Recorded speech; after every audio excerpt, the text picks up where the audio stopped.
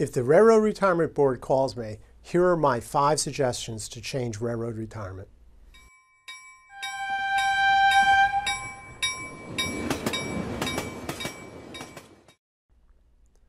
Welcome everyone to another edition of the Highball Advisors Railroad Retirement Whiteboard. My name is John McNamara of Highball Advisors. And today I thought I'd kind of do a fun type of topic. You know, I'm around railroad retirement a lot. I hear a lot of different stories. So I'm very well versed in railroad retirement. So I said, what would I do to change railroad retirement? And I said, well, it's August. Let's do something fun. So this is it. This is what I came up with. I guess this is fun. I don't know. But anyway, these were my ideas. So what I like to do is I'll go through my 5, and then you guys can put your suggestions in, maybe in the comments or description box, and we'll see what happens here. So my number 1 is I would get rid of the current connection requirements after 20 years of service. All right. So to me, you've done 20 years. You know, do we really need the current connection? I don't get it. All right. So I could see 5, 10 years current connection. All right, fine. But you know, 20 years, it's a big part. It's a big current connection, big part of estate planning. Let's leave the current. You know, let's keep that requirement there. So that's my first number 1. All right. Number 2 is I remove this marriage penalty for married railroaders.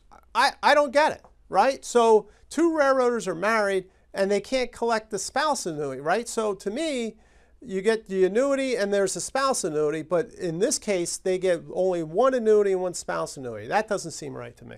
So, you know, they should each be getting their annuity and they should each be getting each other's spouse annuity. That just seems right to me. So I would remove the marriage penalty, all right? So now feel free, if anybody wants to kick in reasons why I'm wrong, I love learning, so just tell me I'm wrong. Here's the other one, is I would extend railroad Medicare to if you're a 60 and 30 railroader, right? So if you hit 60, right, you should be able to get into Medicare, I think, okay? Because, you know, otherwise you got that 5 years of funding. This is part of the deal, right, of working for the railroad for 30 years. I think railroad Medicare should kick in at 60, all right? No different than Social Security kicking in at 60, versus 67 for full retirement age. I think Medicare should kick in at 60 for railroaders. All right, so that's number 3. Throw that one in there. All right. Number 4 is be able to purchase extra service months. Maybe we could limit that. Maybe you could purchase up to a year or something, or maybe 2 years. However, what you got to do is you got to pay your tax, and you got to also pay the railroad contribution amount, right? So let's see, you're 4.9%, and I believe the railroad's 13.4%, and then basis off maybe the maximum, right? Make it, you know, worthwhile or something. But you got to pay that tax if you want that month of service, something along that. But I feel like you could do something. You know, you can't buy 10 years or something, but maybe a year or 2 or something like that along those lines. You know, be able to purchase service months. All right, I think that can be worked out. And then the last one I came up with, because you know I'm big on retirement and building wealth and all that, is I feel like there should be a railroad Roth account, and that money, you can invest additional after-tax money, but you can invest in the National Railroad Retirement Investment Trust. Those are the pension fund that manages your Tier 2.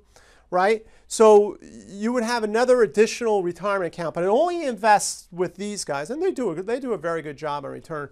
And that way, maybe you help support the Tier 2 system, and you can grow some tax-free money. So that's it. These are my 5 suggestions that I came up to, you know, maybe change railroad retirement a little bit, maybe get a conversation going. Like I said, feel free to, you know, throw in your own suggestions, you know, within reason. You know, we're not handing out free money here.